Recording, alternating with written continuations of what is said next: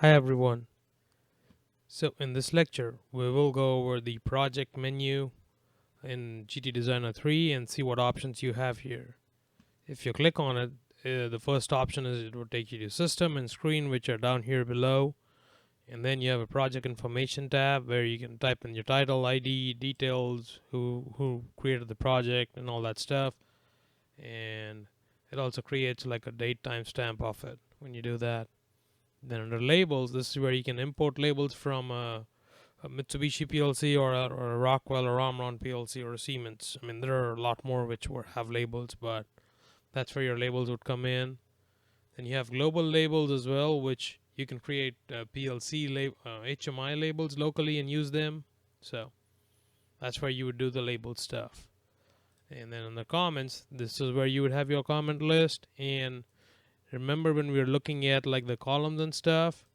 So if I type in my comment, let's say screen names. Okay, there you go. And okay, that basically started a new comment file for screen names. And here you can have your screen name, and we can call it screen 1, screen 2, screen 3.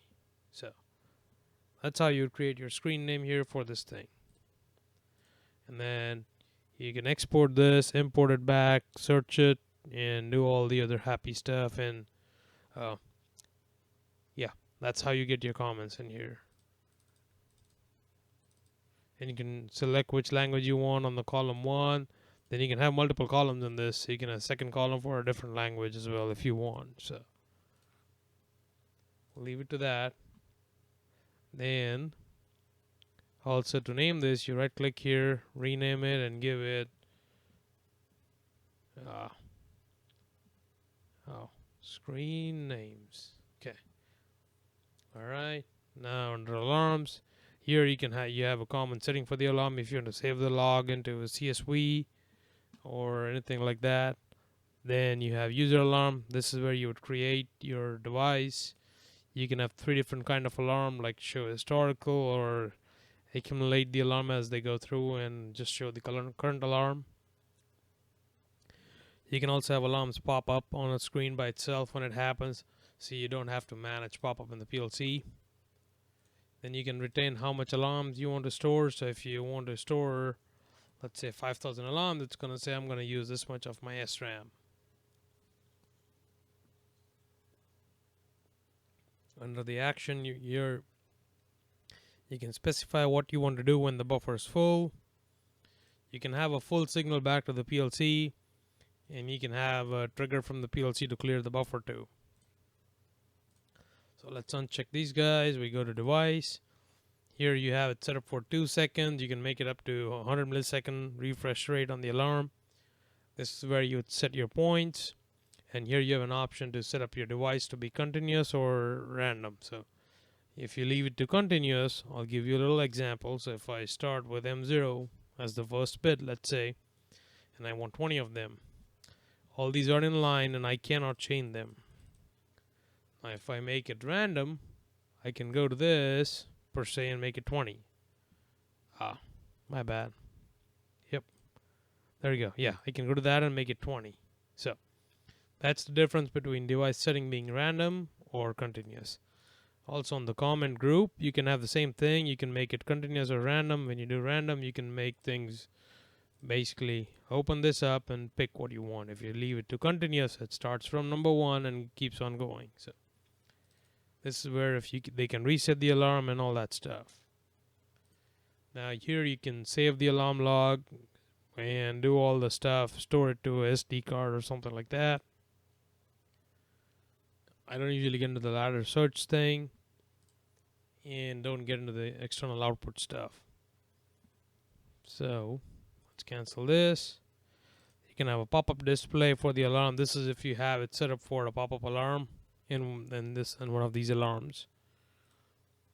Under logging, you can this is where you would set up like how much you want to log, what you want to do with the I like the traditional display better. Okay, yeah, this is a little easier for me. I've used them in the past. So Here you want to see how many number of files, how many logs per file.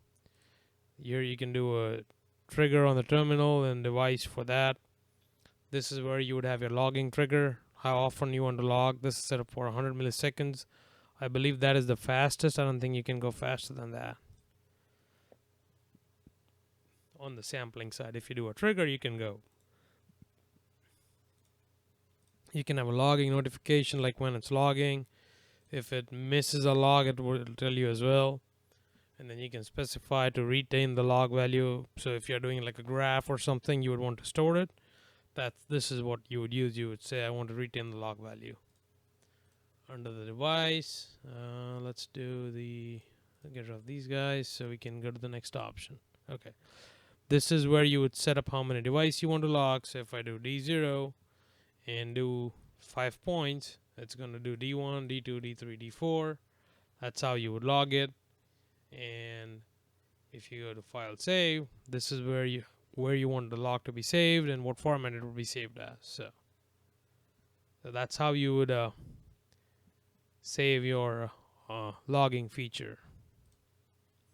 Now, recipe is basically similar to logging, apart from it has it's a little recipe manager built into the HMI. So here, if we click on plus, it's fairly similar to what we did. You can write the recipe, record the recipe back to the PLC, and all that stuff. So. And if you go to device, you set up what device is going to get stored, and you can export the recipe file into like a text file. So script, this is pretty powerful. You can specify scripts. It has a built-in help. So if we create a first script, and if you do an edit, this is where you have all the options. It brings in all the commands, and you have like some examples too here on the side. And you can do a syntax check on that. We'll go over the scripting function when we start developing a project. So, yeah, scripting is pretty powerful in this if you want to do some crazy stuff. Now, the device data transfer is also good. This is where you can transfer a lot devices based on specific triggers. So you could do it every 100 milliseconds, and then you can do or based on a rise or a fall of a bit from the PLC. You can also get a notification back saying, hey, the data has been transferred. So, yeah, you can move stuff on the HMI, show things to the operator, and take them away if they change the screen, change your data based on all this stuff. So, then the trigger action, it's kind of self-explanatory. You decide what you want to do with the trigger, and action would basically do things for you. You can zero out registers, set values, and all that thing. So. Time action is similar to trigger, it's just based on time. Then I have not used these three. Then part file is also a pretty good feature. You can have image files loaded in here for your operator, and it would load it based on the part file setting. And when you create a new, it would bring up a new part file. So under property, that's all you got. And then in the project, you would go under, if I go to a screen, you would see the part information more on the screen side. So, and the sound is what kind of sound you want on the touch screen, and you can add more sound files if you want, create buzzers and things like that. You can disable your touch key if you want, and see you can have different sound files for the touch key as well. I guess that's it for the project side of it. We'll deep dive into screens and developing other things in the upcoming lectures. Thank you.